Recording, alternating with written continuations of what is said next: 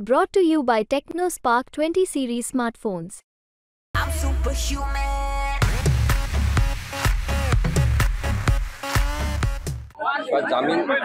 जामीन ज्या कारणांवरून मागितलेला होता तसे कोणतेही कारण आता लक्षात घेतले जाऊ शकत नाही असं न्यायाधीशांचं म्हणणं आहे।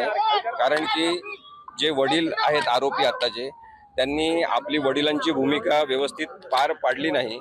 जेव्हा की गाडीचं रजिस्ट्रेशन नव्हतं, गाडीवर नंबर सुद्धा नव्हता आणि आपल्या मुलाकडे लायसन्स सुद्धा नाही हे माहिती असताना त्यांनी त्याला गाडी चालवायला दिली।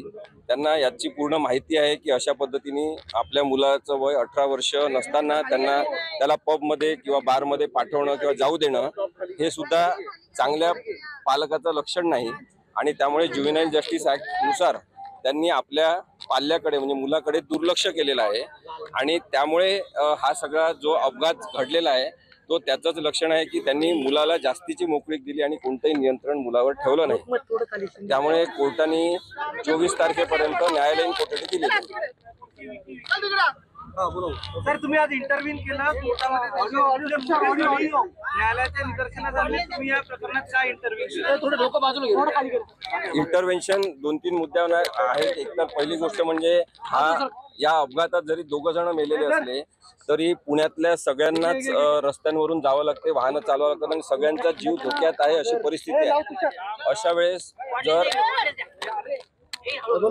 वेळेस जर आपण पाहिलं की कोणी अपघात करेल आणि तो जर श्रीमंत व्यक्ती असेल तर त्याला काहीच होणार नाही। ही जी न्यायाची असमानता आहे ही सुद्धा महत्वाची आहे। आम्ही कोर्टामध्ये सांगितलं की लेखी स्वरूपात सुद्धा दिलं की जर लायसन्स नसेल, जर त्या मुलाकडे वाहन चालवण्याचं परमिट नसेल, तर तो 18 वर्षाच्या आत असेल आणि तरी दारू पिण्यासाठी जाऊ देणं, पबमध्ये जाऊ देणं आणि मग त्यांनी बेदरकारपणे वाहन चालवून अपघात करणं हे सगळं जे रिझल्ट आहे याचा हा पालक म्हणून त्यांच्या सपेशल अशा अपयशाचा भाग आहे आणि त्यामुळे त्यांची चौकशी झाली पाहिजे। कारण की त्यांनी इतके दिवस कार विकत घेऊनही रजिस्ट्रेशन का केलं नाही हा एक मुद्दा आहे। आणि दुसरा मुद्दा आहे की त्यांनी मुलाकडे लक्ष का दिलं नाही। आता याच्यामध्ये कायद्याचे आणखी 1-2 मुद्दे आहेत जे कोणीच लक्षात आणून दिले नसतील तर माझं असं स्पष्ट मत आहे की 2 FIR या केसमध्ये असणं हे अत्यंत चुकीचं आणि बेकायदेशीर आहे। दुसरं, आतापर्यंत सगळी चर्चा सुरू आहे पण एकही प्रोव्हिजन, एकही कलम दारूबंदी कायद्याचं पोलिसांनी लावलेलं नाही, ज्याला प्रोहिबिशन ऍक्ट असं म्हणतात।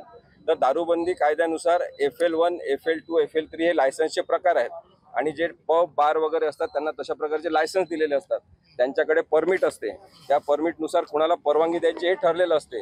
ज्यांचा जो परमिट नाही त्यांच्यासाठी तिथे परमिटची किंवा छोट्या पावत्यांची व्यवस्था असते। या सगळ्या गोष्टींचं रजिस्टर मेंटेन केलं पाहिजे। त्यामुळे दारूबंदी कायद्याची पूर्णपणे अंमलबजावणीच होत नसताना पोलिसांनी दारूबंदीचं कलम का लावलं नाही हा एक महत्त्वाचा मुद्दा आहे। अंडरवर्ल्डचा काय संबंध आहे, असं काही युक्तिवाद झाला का, काही बोलणं झालं का, काय म्हणायचं?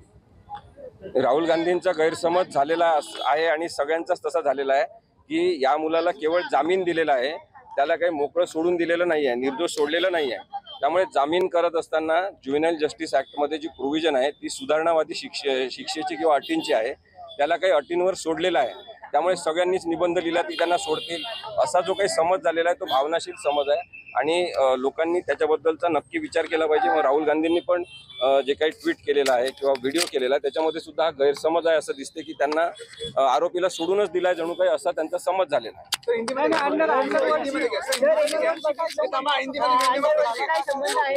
अंडरवर्ल्डशी संबंध आहे वगैरे असा कोणता युक्तिवाद कोर्टात कोणी केला नाही।